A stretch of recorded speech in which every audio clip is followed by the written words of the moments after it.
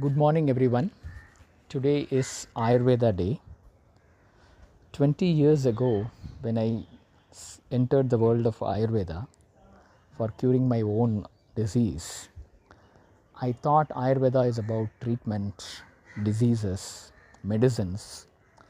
But now I have realized over this 20 years that Ayurveda is more about living in tune with nature.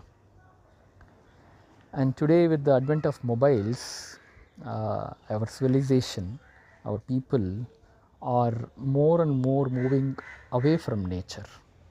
So, I would like to take this opportunity to remind everyone that spend some time with nature, grow some plants in your home, go to the gardens nearby, spend some time with the insects, birds, and animals.